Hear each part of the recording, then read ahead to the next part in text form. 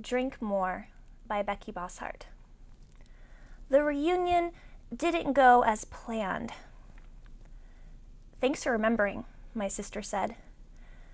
Nomi's suitcase was at her feet. She pushed it with the toe of her sandal and it tipped over, stirring up dust that twirled on itself and the yellow-brown grass.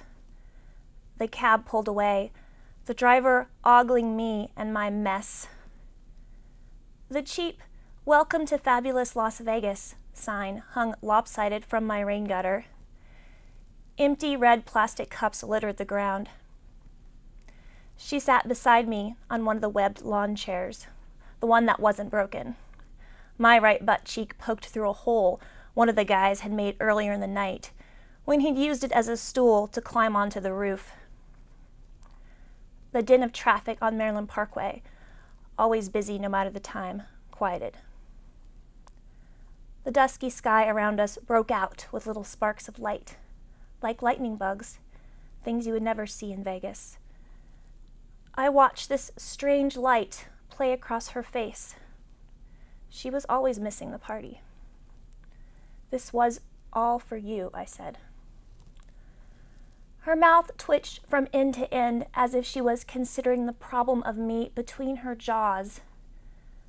But then she spit me out. "You're vodka'd, you fool," she said. Nomi was always witty and brutal in her executions, and I can see her nips.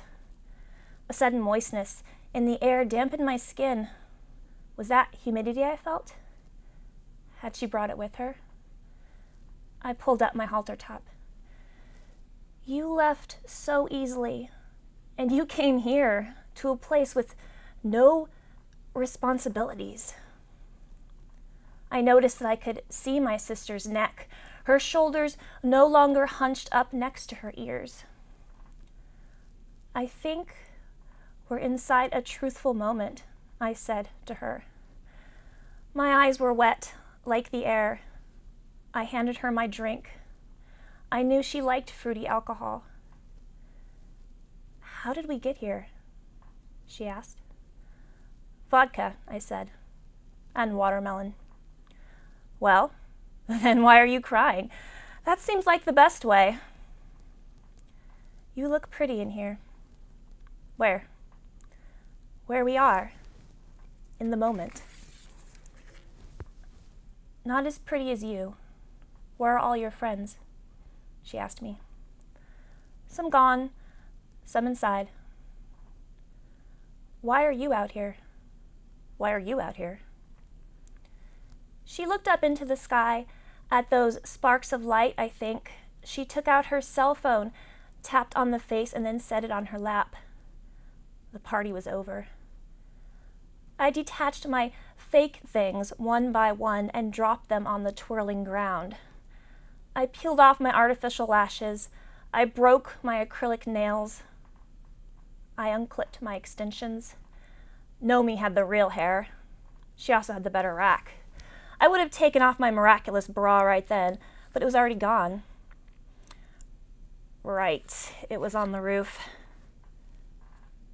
"Don't go," I said. "Stay with me." She turned to look at me, her phone falling into the dirt. "We make a place home." I was all she had. We were all we had left. "Drink more," I said. I didn't want the moment to end. "What's in this?" "Watermelon, just like how you like it." I beat the watermelon all morning. That dislodges and crushes up the fruit inside. The inside has to be real soft. Then you cut in the hole in the middle. I poured a bottle of vodka inside this one, but you could use white wine. You could pour some seltzer in there too. Then you let it sit in the fridge all day. With a paring knife, you cut the hole bigger and make this gash, sort of like a spout, angled in the rind so that you can pour from it. The small rivulet was a sun-ripened pink when I poured it into my red plastic cup. That's how I know it's summer. My sister is mixing some fruit into her alcohol. Nomi extended her hand into my moment. It looked like she was reaching between the bars of a cage. A burp rumbled up my throat and escaped my lips. With it came a small, shiny black thing. I placed the watermelon seed into her moist palm. She said this place did remind her of home, with all the fireflies drunk on the humidity.